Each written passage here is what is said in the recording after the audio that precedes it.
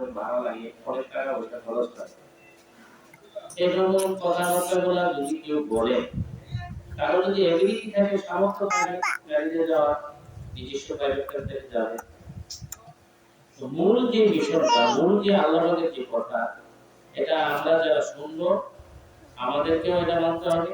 যারা বয়ান করবে, মানুষদেরকে দিন ধর্ম বোঝাবে, তারা এর পূর্ব শর্ত হলো দিন ধর্ম বয়ান বিবৃতির আগে, মানুষকে নসিহত করার আগে তারা নিজেরা আগে বিশুদ্ধ মানুষ হতে হবে। বড় আলেম হলে ওয়াজ করে তার আলেম দ্বারা মানুষ সত্য কথা শুনে না, এটা বুঝতেই চেষ্টা করে না।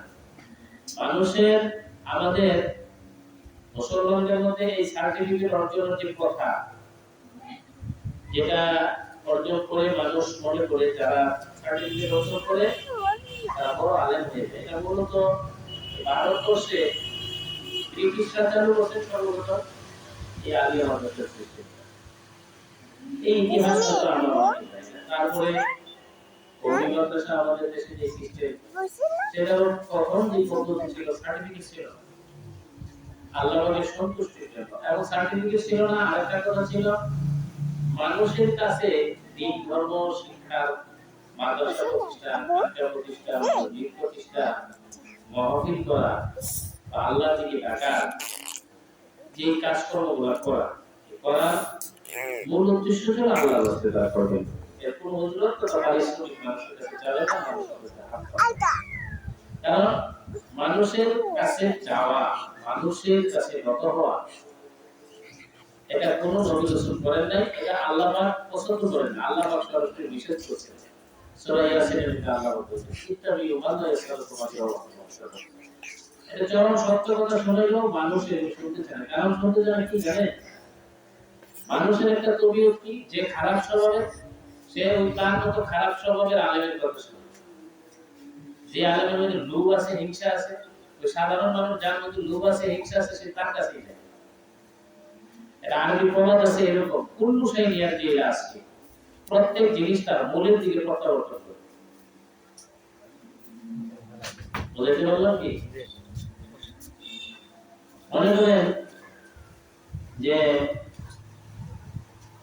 একটা মানুষ যদি অপকর্ম করে, ঘুষ খায়, অবৈধ উপার্জন করে, এখন এই অবৈধ উপার্জনের টাকা কোন আলেম নামধারী ব্যক্তিকে দিলে, দিনী প্রতিষ্ঠানে দিলে, তখন হুজুর তাহলে না করে না করে না। দেখেন বেশিরভাগ যারা দুনিয়াদার আলেম তারা না করে, দিয়ে নেয়, জানতেও চায়। এই যে ধর্মের নামে, ইসলামের নামে এই যে একটা কঠিন পরীক্ষা, এটা অনেক সাধারণ মুসলমান এই পার্থক্যটা করতে পারে। মনে করেন আমি ঘুষ খাইলাম 1,00,000 টাকা, 30,000 টাকা মাদ্রাসা দিয়ে দিলাম, হুজুর বসে আমি আমার বিরাট সোনা মূল্য, আবার সে মনে করে 1,00,000 থেকে 20,000 থেকে 80,000 টাকা ভালো হয়ে গেছে, মাদ্রাসা দিয়ে গেছে, বাকির সামনে দিয়ে গেছে। এই যে একটা শয়তানের মহা ফাঁদ, যে হালাল এবং হারাম একসাথে মিশে গেলে হালাল টাকা দেওয়া, হালাল খাইতে হবে, এটা আমরা বুঝতে পারি না। এটা আখিরি জীবনে তো ভয়ানক একটা অবস্থা।